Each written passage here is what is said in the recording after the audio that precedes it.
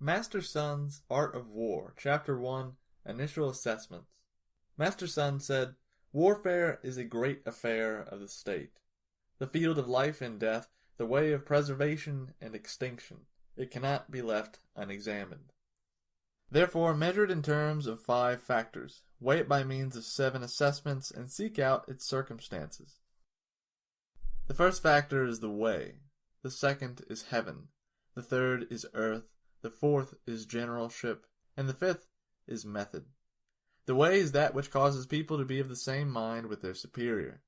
Therefore, they are committed to die with him. They are committed to live with him, and not fear danger. Heaven comprises yin and yang, cold and heat, the ordering of time. Earth comprises distant or near, precipitous or gentle, broad or narrow, positions conducive to life or death.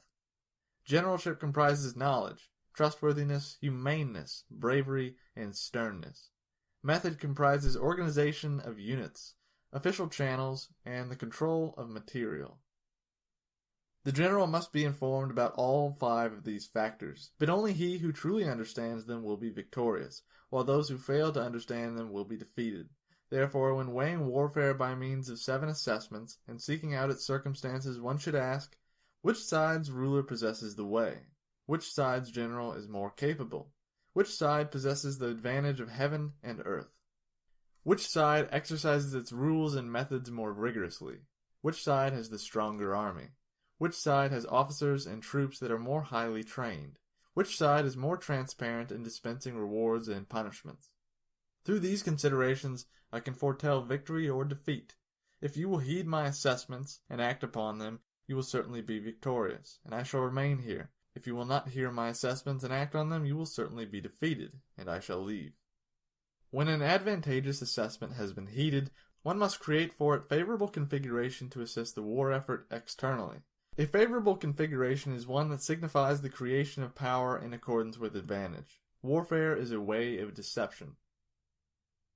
Therefore, when one is capable, give the appearance of being incapable. When one is active, give the appearance of being inactive. When one is near, give the appearance of being far. When one is far, give the appearance of being near. When one's opponents are greedy for advantage, tempt them. When one's opponents are in chaos, seize them. When one's opponents are secure, prepare for them.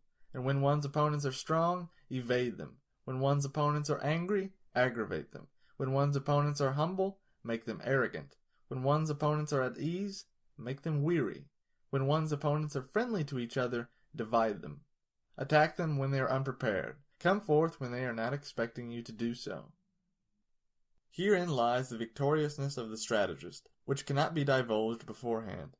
Now he who is victorious in the temple computations before battle is the one who receives more counting rods. He who is not victorious in the temple computations before battle is the one who receives fewer counting rods. The one with more counting rods wins, and the one with fewer counting rods loses. How much less chance of winning is there for someone who receives no counting rods at all? Through our observation of these calculations, victory and defeat are apparent. Chapter 2. Conducting Battle. Master Sun said, "The method of waging war invariably requires 1,000 swift chariots, 1,000 heavy carts, 100,000 armored troops, and the transportation of grain over 1,000 trisents. Then there are internal and external expenditures, provisions for missions sent to and fro, the raw material for glue and lacquer, the supplying of equipment, which amounts to 1,000 pieces of gold per day. Only after that can an army of 100,000 men be mobilized. The purpose of engaging in battle is to win. A prolonged war wears down the soldiers and dampens their ardor. If they are made to attack cities, their strength will be exhausted. If the army is exposed in the field for long, the kingdom's resources will be inadequate. If the soldier's strength is exhausted and goods are depleted, the feudal lords will take advantage of the weakness and rise up. If this happens, even an intelligent commander will not be able to remedy the results. I have only heard that even the dull-witted commander strives for a quick victory, but have never seen a clever general aim for a prolonged engagement. There has never been a case of a prolonged war from which a kingdom benefited. Therefore, he who does not thoroughly understand the harm of waging war cannot thoroughly understand the advantages of waging war.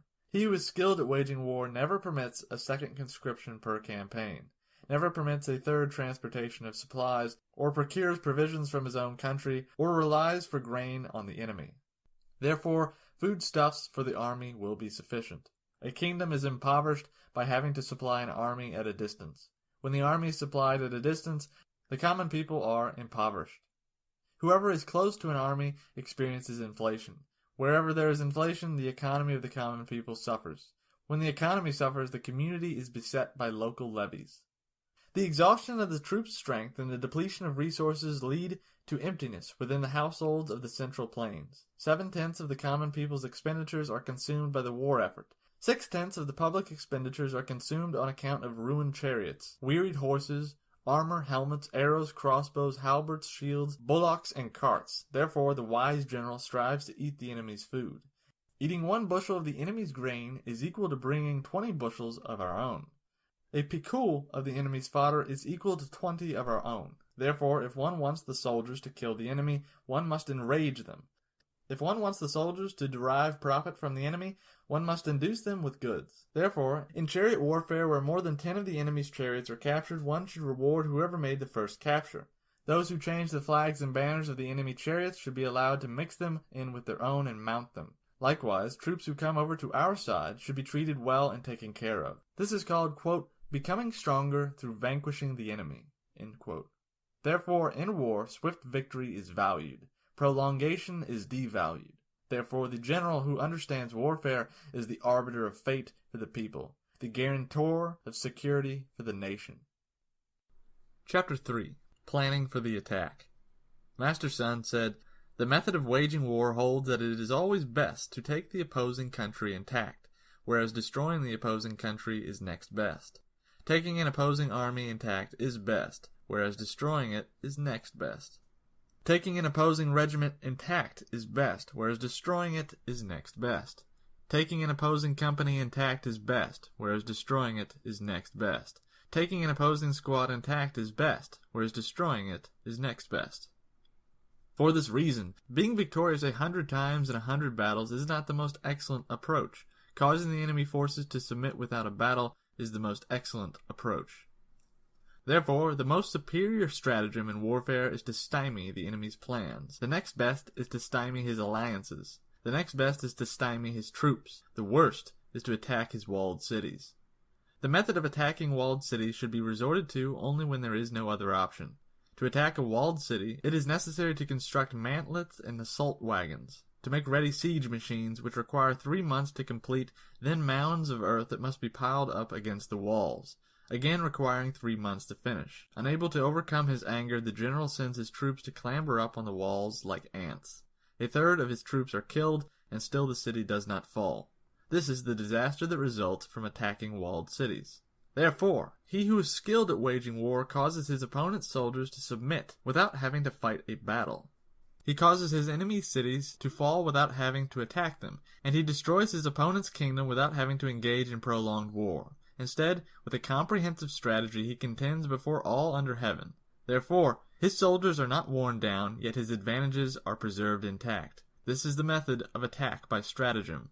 Therefore, the method of waging war is to encircle the enemy when one has 10 times the number of his forces, to attack the enemy when one has 5 times the number of his forces, to divide the enemy when one has twice the number of his forces, to battle the enemy when one's forces are equal to his. Therefore, he who stubbornly persists though his forces are fewer will be captured by an enemy whose forces are more numerous. Now, the general is the buttress of the kingdom. When the buttress is solid, the kingdom will surely be strong. When the buttress is defective, the kingdom will surely be weak. Therefore, there are 3 aspects in which the army may be troubled by the ruler. When the ruler does not understand that the army cannot advance, yet he orders it to advance, or when the ruler does not understand that the army cannot retreat, yet he orders it to retreat. This is called hobbling the army. When the ruler does not understand the affairs of the triple army, yet participates in its administration, the officers and troops will be confused. When the ruler does not understand the expediency of a triple army, yet participates in its supervision, the officers and the troops will be suspicious. When the triple army is both confused and suspicious, difficulties from the feudal lords will have arrived. This is called bringing chaos to one's own army and inviting the victory of one's opponents. Therefore, there are 5 respects in which one may have foreknowledge of victory. He who knows when one can do battle and when one cannot do battle will be victorious. He who recognizes the functionality of the many and the few will be victorious. He who can cause superiors and inferiors to share the same desires will be victorious. He who prepares and lies in wait for one who is unprepared will be victorious. The general who is capable and whose ruler does not interfere will be victorious. These 5 respects are the only way to have foreknowledge of victory. Therefore it is said, he who knows his opponent and knows himself will not be imperiled in 100 battles. He who knows not his opponent but knows himself will win 1 and lose 1. He who knows neither his opponent nor himself will surely be imperiled in every battle. Chapter 4. Positioning. Master Sun said, those in the past who were skilled in battle first made themselves invincible, so as to confront the vincibility of the enemy. Invincibility depends upon oneself. Vincibility depends upon the enemy. Therefore, he who is skilled in battle can make himself invincible, but cannot cause the enemy to be vincible. Therefore, it is said, victory can be foretold, but cannot be forced. When the enemy is invincible, we should adopt a defensive posture. When the enemy is vincible, we should launch an attack. We adopt a defensive posture when our resources are insufficient. We launch an attack when our resources are abundant. He who is skilled at adopting a defensive posture will hide away beneath the deepest level of the earth. He who is skilled at launching an attack will take action to the highest level of heaven. Therefore, he can protect himself and achieve total victory. Forestalling victory does not exceed that which may be known to the masses of men. It is not the most excellent approach. Being victorious in battle and having all under heavens acknowledge one's skill is not the most excellent approach. Therefore, lifting up a strand of fine animal hair newly grown in autumn does not require great strength. Seeing the sun and moon does not require keen eyesight. Hearing thunder does not require a sensitive ear. Those in antiquity who were said to be skilled in battle won their victories against those who were easy to vanquish. Therefore, the victories of one who is skilled in battle do not display a reputation for wisdom and do not bespeak brave merit. Therefore, that he will be victorious in battle is not in doubt, and the reason it is not in doubt is because the arrangements he makes necessarily lead to victory. That is to say, he is victorious over an opponent who has already been placed in a situation that leads to defeat. Therefore, he who is skilled in battle establishes himself in an undefeatable position, and does not let slip the inevitable defeat of his enemy.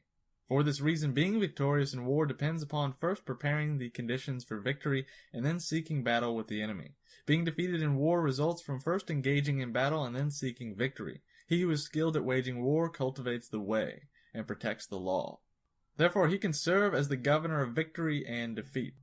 The method of war. First is measuring, second is estimating, third is counting, fourth is comparing, fifth is gauging.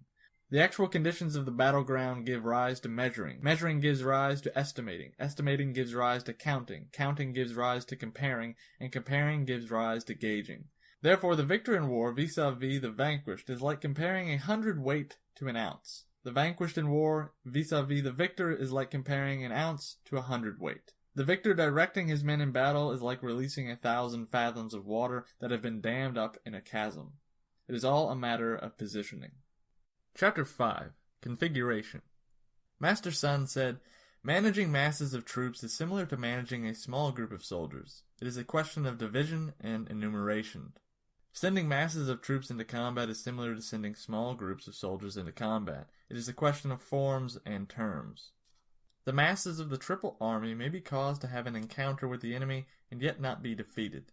It is a question of conventional and unconventional tactics. The application of military force should be like throwing a grindstone on an egg. It is a question of emptiness and solidity. It is common to join battle with conventional tactics and to achieve victory through unconventional tactics. Therefore, he who is good at devising unconventional tactics has a repertoire that is unlimited as heaven and earth, as inexhaustible as the rivers and streams. It may seem that his unconventional tactics have come to an end, but then they begin all over again, like the waxing and waning of the sun and moon. They may seem to have died, but they are reborn like the cycle of the 4 seasons. There are only 5 notes, yet the transformation of these 5 notes afford infinite oral pleasure. There are only 5 colors, yet the transformation of these 5 colors afford infinite visual pleasure. There are only 5 flavors, yet the transformation of these 5 flavors afford infinite gustatory pleasure. The basic battle configurations are only the conventional and unconventional, yet the transformations of these 2 types of tactics afford infinite possibilities. The conventional and unconventional give rise to each other, like a circle that has neither beginning nor end. Who could ever exhaust their potential? The swiftness of a raging torrent can sweep away boulders. This is due to its configurative momentum. The swiftness of a diving raptor can tear its prey apart. This is due to its instinctive timing. For this reason, he who is skilled in battle builds up an overpowering configuration that he releases with instantaneous timing. The configuration that he constructs is like a fully drawn and cocked crossbow. The timing of his release is like pulling its trigger. Amidst the fluttering of flags and banners and the jostling of men and horses, the general cannot permit chaos to sweep through his army, even in the chaos of battle. In the confused murk of swirling forces, the commander must keep his formation intact so that he cannot be defeated. Chaos may arise out of order. Cowardice may be born from bravery. Weakness may come from strength. Bringing order out of chaos depends upon enumeration. Eliciting bravery from cowardice depends upon configuration. Developing strength from weakness depends upon formation. Therefore, he who is skilled at manipulating the enemy presents with him a shifting variety of formations. He who is skilled at manipulating the enemy presents him with a shifting variety of formations to which he must respond, and he entices the enemy with hollow gains that he will surely snatch. The capable general manipulates the enemy with empty advantages, while his main force lies in wait. Therefore, he who is skilled in battle places emphasis upon configuration and does not put undue responsibilities on his subordinates. Therefore, he can select suitable subordinates and take advantage of configuration. When he who takes advantage of configuration sends his subordinates into battle, it is like turning over a log or a boulder. The nature of wood and stone is such that when they are stable, they are still, but when they are precarious, they move. When they are square, they stop, but when they are round, they roll. Therefore, the configuration of one who is skilled at sending his subordinates into battle is like turning over a round boulder at the top of a mountain 10,000 feet high. It is all a matter of configuration. Chapter 6. Emptiness and Solidity. Master Sun said, "Whoever occupies the battleground first and awaits the enemy is relaxed, while the one who arrives at the battleground later and rushes into battle is fatigued. Therefore, he who is skilled in battle controls the movements of others, but does not allow his own movements to be controlled by others. The ability to cause the enemy to come of his own accord is the result of enticing him with advantage. The ability to cause the enemy not to come is the result of dissuading him with disadvantage. Therefore, if the enemy is relaxed, one may make him fatigued. If he is full, one may make him hungry. If he is settled, one may make him move. Appear where the enemy cannot rush to where he does not expect you. The enemy that marches 1,000 trisons without becoming fatigued marches to where the foe is not entrenched. The army that is sure to take the object which it attacks, attacks where the foe does not defend. The army that holds firm when it defends, defends where the foe does not attack. Therefore, he who is skilled at attacking causes the enemy not to know where to defend. He who is skilled at defending causes the enemy not to know where to attack. Mysterious. So mysterious is he that he has no shape. Daimonic. So daimonic is he that he makes no sound. Therefore, he can determine the fate of the enemy. He who advances but cannot be resisted charges towards the empty spots in the enemy's defenses. He who retreats but cannot be pursued withdraws so rapidly that the enemy cannot catch up with him. Therefore, if I wish to do battle, even though the enemy is within a high fortress encircled by a deep moat, he cannot but do battle with me because I attack where he must come to the rescue. If I do not wish to do battle, though I do no more than draw a line on the ground and defend behind it, the enemy cannot do battle with me because I have taken a position contrary to where he wishes to go. Therefore, I cause my enemy to reveal his dispositions while hiding my own. Thus my forces are intact, while those of my enemy are divided. My forces are intact, a single whole, whereas my enemy's forces are divided into 10 parts, so that I have 10 times his strength when I attack one portion of his forces. Thus my forces are numerous, while the enemy's forces are few. Being able to strike his few forces with my numerous forces imposes constraints upon those who would engage in battle with me. The places where I might engage the enemy in battle cannot be known by him, since he cannot know where I might engage him. The places where he must be prepared for me are many. Since the places where the enemy must be prepared for me are many, there are few places where he will be ready to engage in battle with me. Therefore, if he prepares for me in front, he will have few forces in the rear. If he prepares for me in the rear, he will have few forces in front. If he prepares for me on the left, he will have few forces on the right. If he prepares for me on the right, he will have few forces on the left. If he prepares for me everywhere, then his forces will be few everywhere. Fewness results from having to prepare your own opponent wherever he wants you to. Numerousness results from causing your opponent to prepare for you wherever you want him to. If one can foreknow the place of battle and foreknow the time of battle, one can join in battle even though it be 1,000 trisyns away. If one cannot foreknow the place of battle and cannot foreknow the time of battle, one's left side will not be able to rescue one's right side. One's right side will not be able to rescue one's left side. One's front will not be able to rescue one's rear. And one's rear will not be able to rescue one's front. How much less will one be able to do so at a distance of several trisyns, or even nearer by several trisyns away? By my considerations, although the people of Yue have many soldiers, of what benefit are they in determining victory or defeat? Therefore, it is said, victory is something that can be created. Although the enemy's forces may be numerous, I can cause them to be unable to fight me with all of them at the same time and in the same place.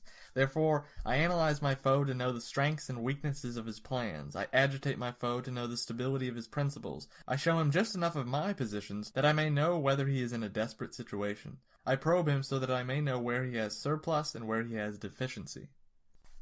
Therefore, the extreme skill in showing one's positions may reach to the degree of there seeming to be no position.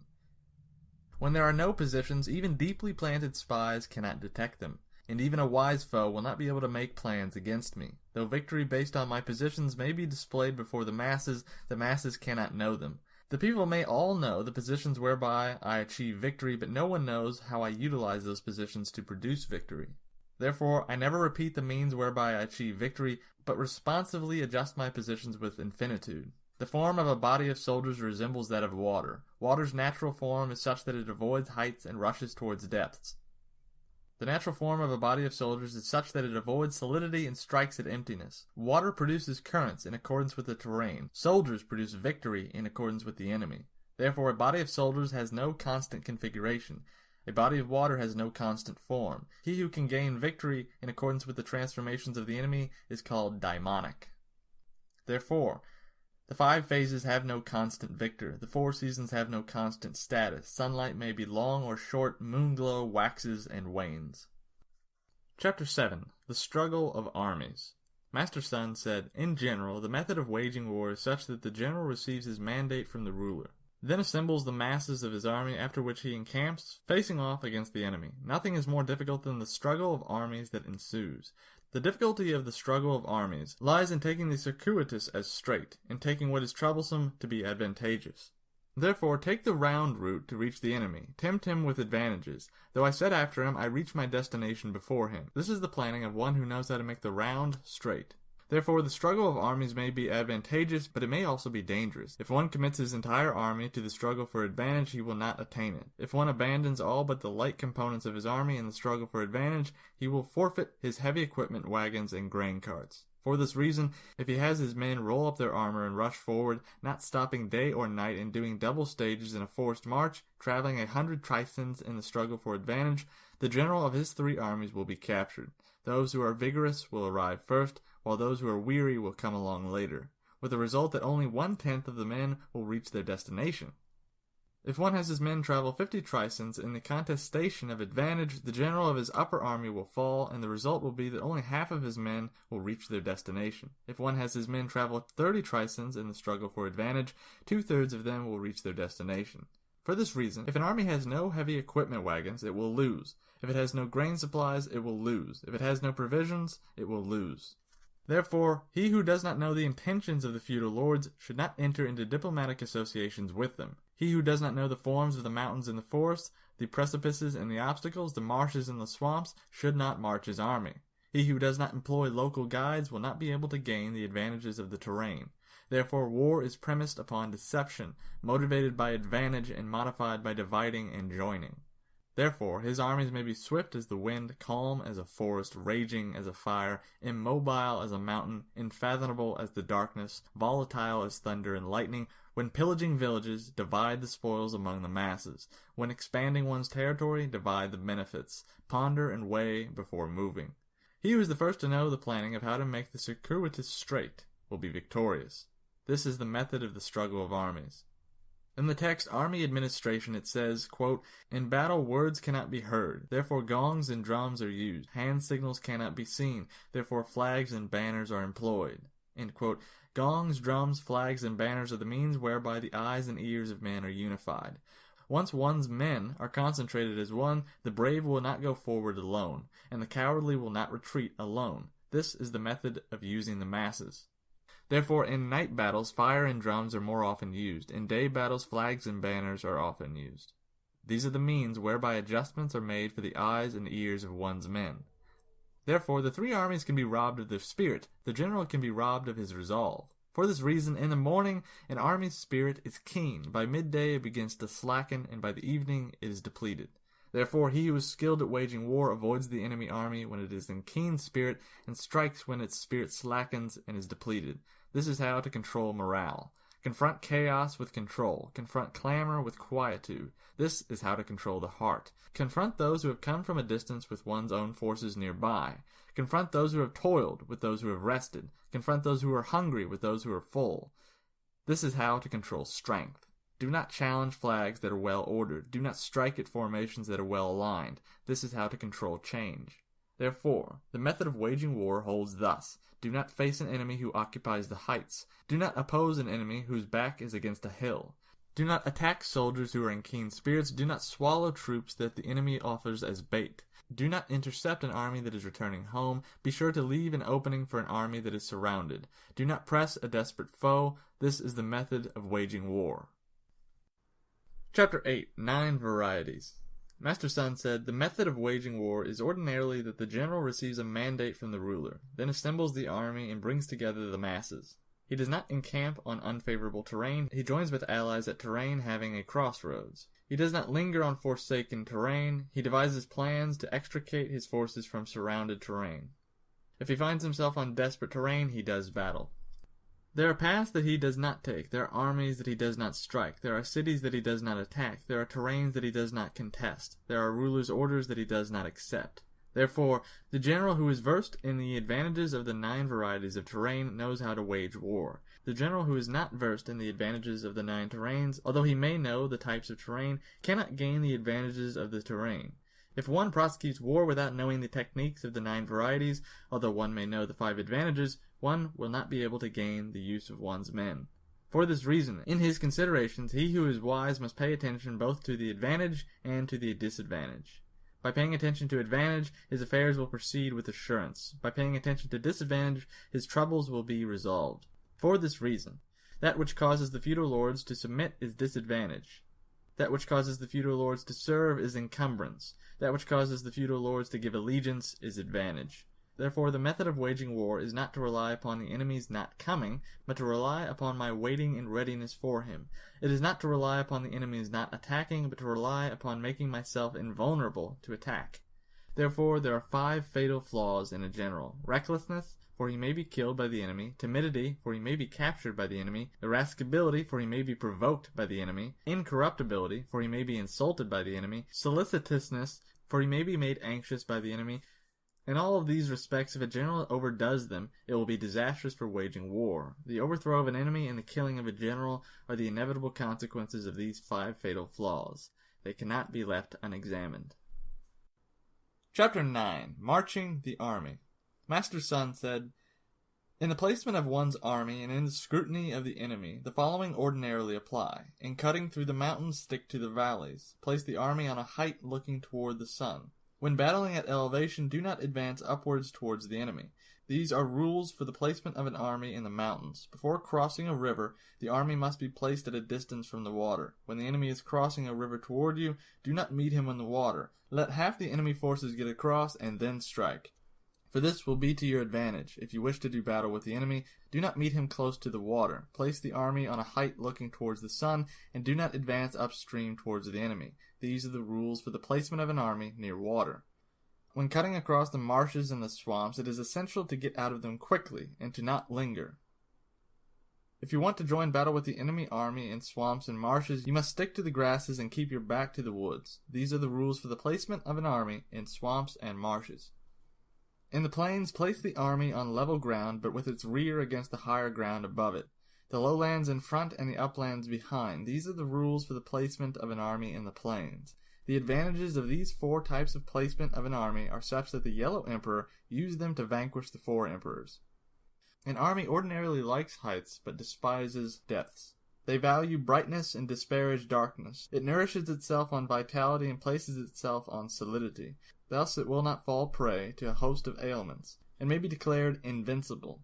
When setting up defensive earthworks on hills and ridges, the general must place his army on the sunny side, with its rear against the higher ground above it.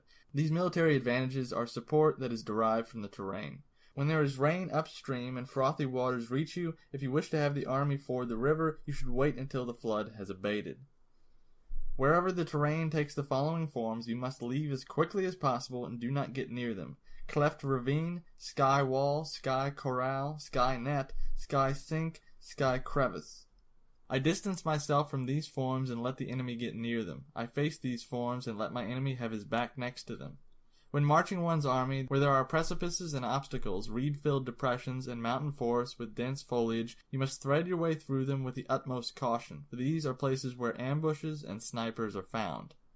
When the enemy is nearby but remains still, it is because he is relying on strategic location. When he is far off but tries to incite me into battle, it is because he wants me to advance. If he chooses to occupy a place that is easily accessible, it must be because he finds some advantage there. When the multitude of trees begin to move, the enemy is coming. When there are many screens among the multitude of grasses, the enemy is trying to sow doubt. When birds fly up, there is an ambush. When animals run away frightened, the enemy intends to overwhelm me. When dust rises sharply upwards, chariots are coming. When it hangs low and spreads out broadly, foot soldiers are coming. When it is long and wispy, the enemy is gathering firewood. When it is small and sporadic, the enemy is searching for a place to set up camp. When the enemy's envoys employ obsequious language, his preparations are intensifying, and he is getting ready to advance. When the enemy's language is aggressive and he makes a show of rushing forward, he is getting ready to retreat. When the enemy's light chariots appear first and occupy the sides, he will have his troops go into formation. When he sues for peace without any prior agreement, he is scheming. When he races forward with his soldiers and chariots fully deployed, he seeks to engage in battle with me. When he partially advances and partially retreats, he is trying to tempt me. If the enemy's soldiers lean on their weapons while standing, they are hungry. If they drink first when filling vessels with water, they are thirsty. If they see advantage but do not advance toward it, they are weary. If birds flock to the enemy camp, that means it is empty. If the enemy soldiers call out into the night, it means they are terrified. If there is turmoil in the enemy camp, the commander is insufficiently stern. If their flags and banners are moving, there is chaos. If the officers are irritable, they are tired. If they feed the horses grain and eat the flesh of their animals, the army has taken down the cooking pots from their hooks and will not return to camp. They are in desperate straits. If the enemy's soldiers cluster together and talk to each other slowly and earnestly in low voices, it means the general has lost their trust. If the enemy is profligate in handing out rewards, it means that he is in extremity. If he is overly harsh with his punishments, it means he is in straitened circumstances. If their general first treats his men cruelly and then later fears them, he is utterly lacking in perspicacity. If enemy envoys come under a pretext to seek terms, it means they want to cease hostilities. If the enemy forces angrily advance and confront us but wait long without engaging in battle, I must cautiously examine their aims. War is not a matter of the more troops the better. So long as one does not advance rashly, concentrates its strength, and understands his enemy, that will suffice to take the foe. But if one is not circumspect and treats the enemy lightly, he will surely be captured by his foe. If one punishes his troops before he has gained their fealty, they will not submit to him, and if they do not submit, it will be difficult to use them in battle. If one has already gained the fealty of the troops but does not carry out appropriate punishments, he cannot use them in battle either. Therefore, I cultivate my soldiers with civility, and treat them even-handedly according to their military regulations. Hence I will always be sure to achieve my goal. If all along I can assure myself that the orders are carried out so that my men are properly instructed, then my men will submit. If I cannot ensure that my orders are carried out so that my men are properly instructed, then my men will not submit. The reason I can ensure that my orders are carried out all along is that there is mutual trust between me and my multitudes. Chapter 10. Terrain Types. Master Sun said, "There are the following types of terrain: accessible, hanging, branching, narrow, precarious, distant. The type through which I can go and my opponent can come is called accessible. On the accessible type of terrain, if I am the first to occupy the sunny heights and facilitate the routes for grain supply, this will be advantageous in battle. The type through which I can go, but from which it is difficult to return, is called hanging. On the hanging type of terrain, if the enemy is not prepared, I may go forth and conquer him. But if the enemy is prepared and I go forth, I will not conquer him. It is not advantageous to me. The type through which it is neither advantageous for me nor the enemy to go through is called branching. On the branching type of terrain, although the enemy may tempt me with advantage, I should not go forth. Rather, I should lead my troops in a feigned withdrawal, inducing the enemy to come forth partially, upon which I should strike him. On the narrow type of terrain, if I occupy it first, I should fill it and await the enemy. If the enemy occupies it first and fills it, I should not enter it. But if he has not filled it, I should enter it. On the precarious type of terrain, if I occupy it first, I should occupy the sunny heights and await the enemy. If the enemy occupies it first, I should lead my troops in withdrawal and not enter it. On the distant type of terrain, if our configurations are comparable, it is difficult for either side to provoke the other to battle. If I do battle, it will not be advantageous for me. These 6 cases are all illustrations of the way of utilizing the terrain. Comprehending them is an important responsibility of the general. They cannot be left unexamined. Therefore, there are the following different types of forces: put to flight, lax, depressed, collapsed, chaotic, and routed. In all of these 6 cases, it is not a matter of natural disaster, but the fault of the general. If the configurations of the 2 opponents are comparable, but if one opponent only uses 1/10 of his forces, they will be put to flight. If one's troops are strong, but his officers are weak, his army will be lax.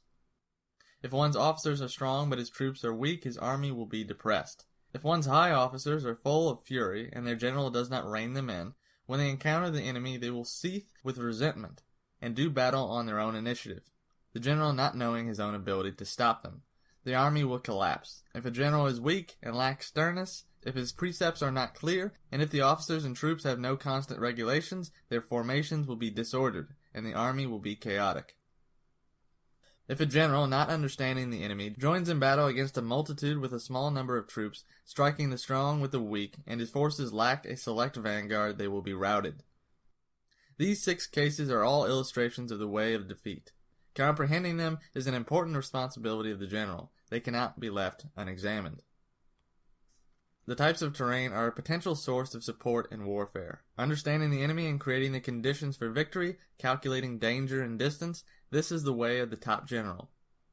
He who engages in battle knowing these things will surely be victorious. He who engages in battle not knowing these things will surely be defeated.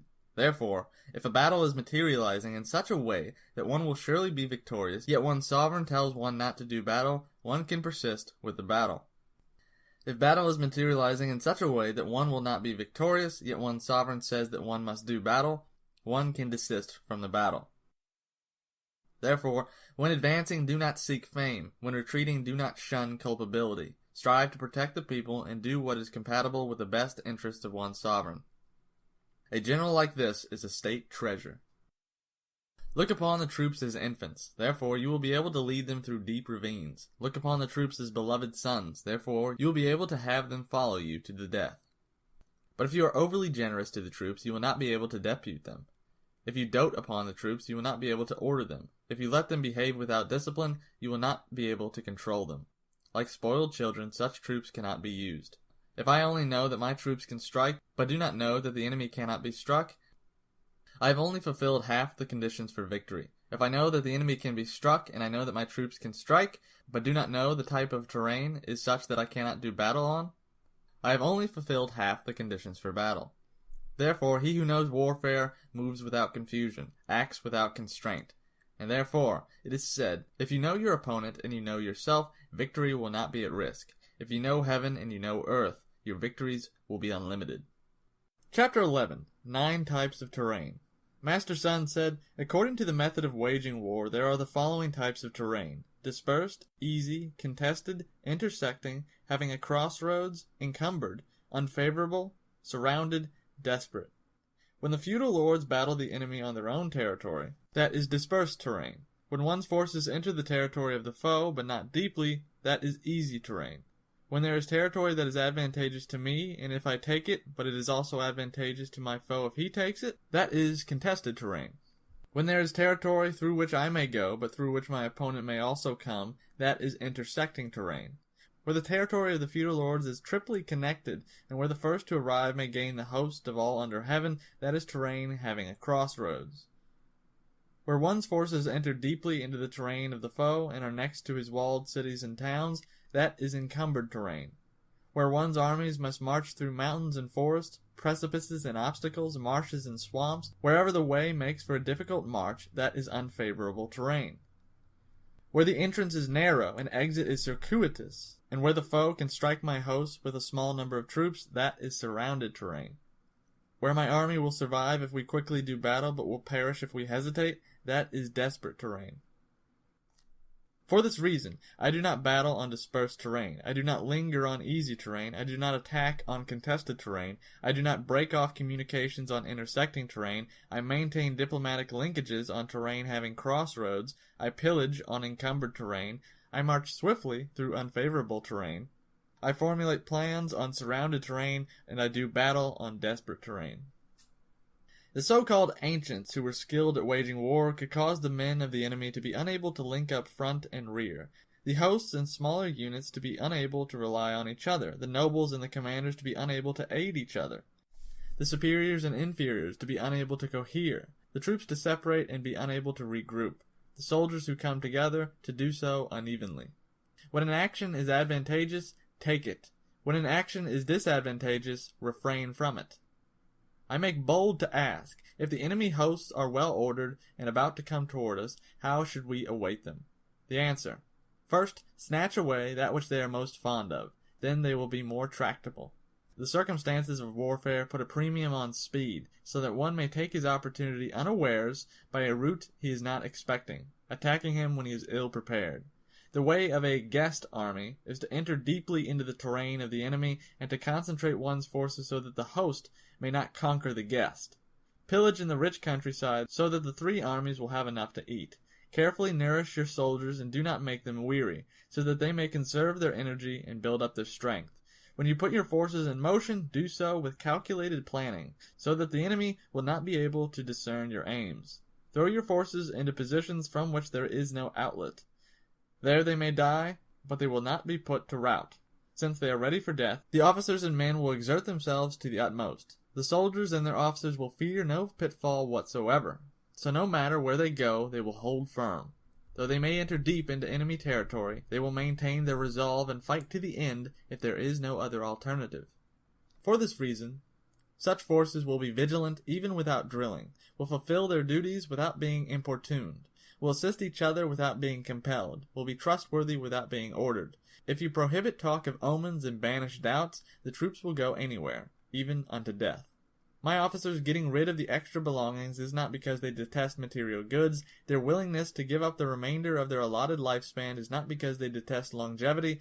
On the day when the order to set forth to war is issued, one's officers and troops may sit weeping till their lapels are soaked with tears, and they may lie on their backs with tears streaming down their cheeks.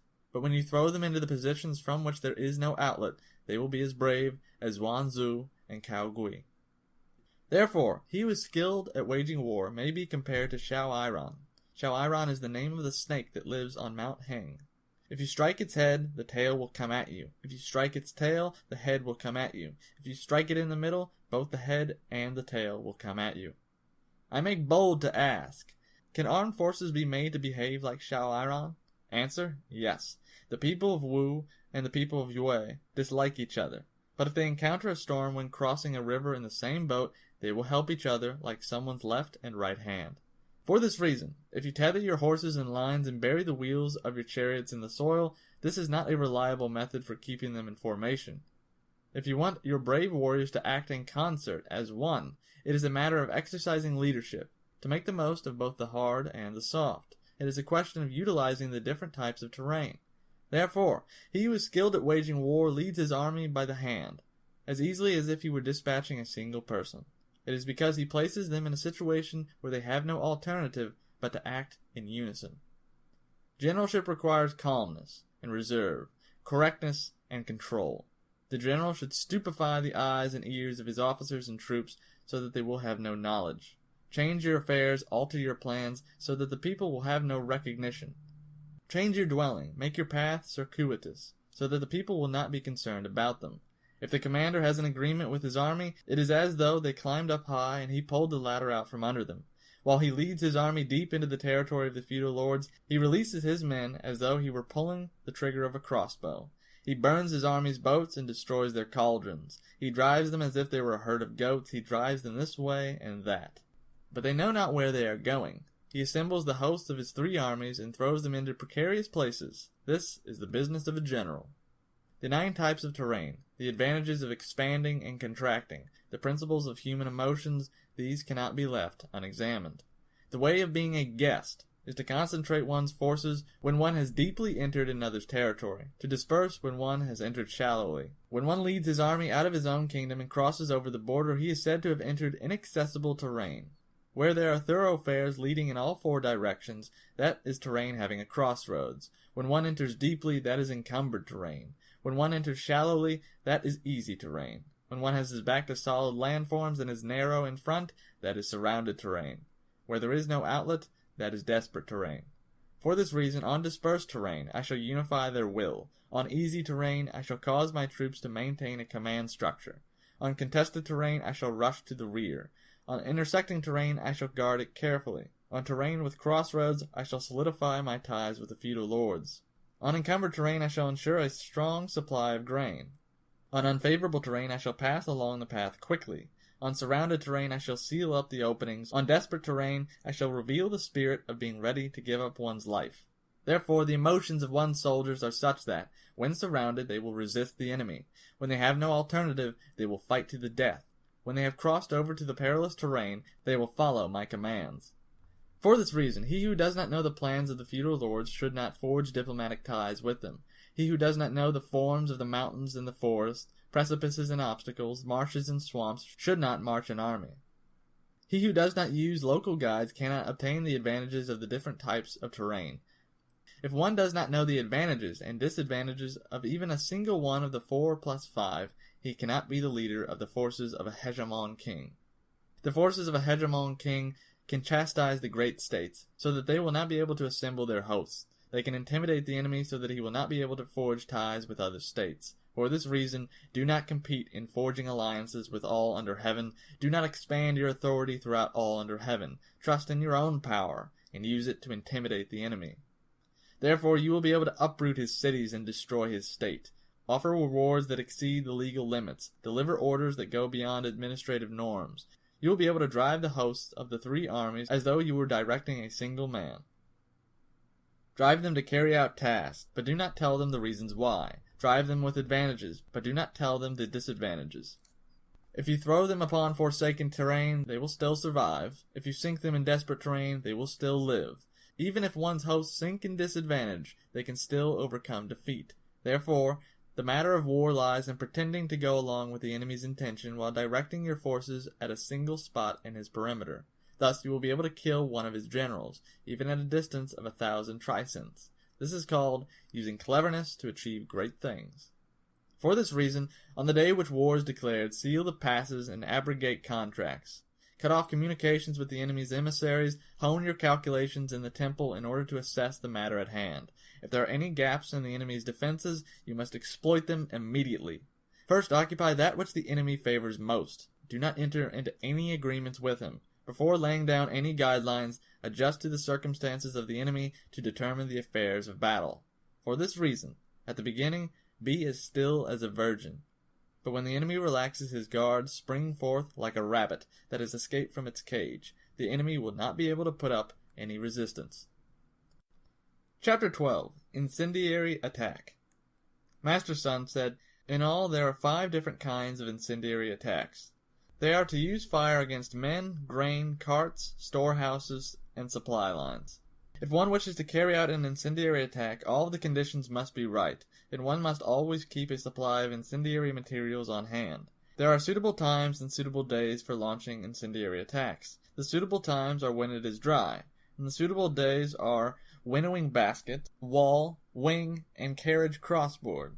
The times when the moon is in one of these 4 lunar lodges are the days when the winds blow strongly. In making an incendiary attack, one must ordinarily complement it with military force. When the fire is burning inside the enemy camp, one should complement it with military force from the outside as soon as possible. If the fire has already broken out but the enemy soldiers remain quiet, one should wait before attacking. When the fire has reached its peak, one may follow up with an assault if that is suitable, but if it is not suitable, refrain from assault. If a fire can be set from outside, you need not wait until it can be set from inside, but simply set it in a timely fashion. If the fire has been set upwind, do not attack from downwind. If a wind blows for a long time during the day, it will stop at night. An army must in all cases understand the 5 varieties of incendiary attacks and stay on guard until the criteria for them is obtained. Therefore, supporting one's attack with fire yields obvious results. Supporting one's attacks with water yields impressive results. Water can break up enemy forces, but, unlike fire, it cannot deprive the enemy of his material. To be victorious in battle, and to take the enemy's holdings through attack, but to refrain from building on your accomplishments is baleful. This may be termed a wasteful opportunity. Therefore, it is said the perspicacious ruler is concerned about what to do with the spoils of war. The excellent general takes steps to build on them. If there is no advantage, do not mobilize. If you cannot achieve your aims, do not go to war. If you are not endangered, do not engage in battle. The ruler should not, in a moment of anger, raise his armies, but the general should not, in a burst of ire, embark upon battle. If it is compatible with the interests of the state, then mobilize. If it is not compatible with the interests of the state, then halt. If you are angry, you can be happy again. If you are full of ire, you can be joyful again. But if your state perishes, you cannot restore it. If your men die, you cannot bring them back to life. Therefore, the perspicacious ruler is cautious. The excellent general is vigilant. This is the way of making the state secure and preserving the army intact. The final chapter, Chapter 13, Using Spies. Master Sun said, "Whenever 100,000 troops are raised and sent on expedition 1,000 trisons away, the expenditures of the common people and the contributions from public funds amount to 1,000 pieces of gold per day. Inside and outside there is much turmoil. People exhaust themselves on the roads, and 700,000 households cannot attend to their agricultural and other daily chores. The warring parties may face off for several years to contest for the victory of a single day. Yet there are those who, out of niggardliness for their rank and salary, are unwilling to spend 100 pieces of gold on spies. This is the height of inhumanity. A general like this is not a general of the people, nor is he of assistance to his lord. And a lord like this is not destined for victory. Therefore, the reason the perspicacious lord and the wise general are victorious over others when they mobilize, and the reason their meritorious accomplishments exceed those of the masses, is their foreknowledge. Foreknowledge is something that cannot be gotten from ghosts and spirits, nor can it be obtained from interpreting the symbol of things, nor can it be acquired through astrological verification. Foreknowledge must be gained through people, specifically those who know the circumstances of the enemy. Therefore, there are 5 different types of spies that may be put to use. Those who have an excuse, inside agents, double agents, those who risk death, and those who escape with their lives. If these 5 types are employed simultaneously, the enemy will not be able to keep himself informed of their hidden ways. This is the so-called miraculous conduct of spies, the treasure of the ruler of men. Spies who have an excuse are drawn from the local people among the enemy. Inside agents are drawn from the officials of the enemy. Double agents are drawn from the agents of the enemy. Spies who risk death do so because we disseminate false information, letting it be known to our agents who spread it to the enemy agents. Spies who escape with their lives are those who return to make a report. Therefore, among the affairs of the 3 armies, there is no one more intimate than the spy, no one who receives heavier rewards than the spy, and no one who is more secretive than the spy. Only the sage and wise know how to make use of spies. Only the humane and just know how to employ spies. Only the subtle and sensitive know how to extract genuine intelligence from spies. Subtle indeed. There is nowhere that one may not use spies. But if the plans based upon information provided by spies are divulged before they have been launched, then both the spy and those to whom he has told it will be killed. If there is an army I wish to strike, any city I wish to attack, any person I wish to kill, I must first know the names and surnames of the defending general, his trusted associates, the appointment secretary, the gatekeepers, his retainers, then order my spies to find out as much as they can about them. I must further seek out the enemy agents who come to spy on us, ply them with benefits, induce them to come over to our side, and then release them back to the enemy. Therefore I will have gained double agents who are at my disposal. Consequently, I will know more about the enemy and will therefore be able to acquire spies who have an excuse, and inside agents whom I will be able to employ. Consequently, I will know still more about the enemy, and will therefore be able to send spies who risk death to disseminate false information among the enemy. Consequently, I will know yet more about the enemy, and will therefore be able to have my spies who escape with their lives return at the appointed time. The Lord must be well informed about the affairs of the 5 different kinds of agents, and his ability to be kept well informed necessarily depends upon double agents. Therefore, he cannot but give his double agents the heaviest rewards. Of old, when the Yin dynasty arose, it made use of Yi Zi, who had formerly served Xia. When the Zhou dynasty arose, it made use of Liu Ya, who had formerly served the Yin. Therefore, the perspicacious ruler and the wise general who can make those of high intelligence be their spies will certainly have great accomplishments. This is the essence of warfare, and it is that which the 3 armies depend upon in order to take action. End of the Art of War.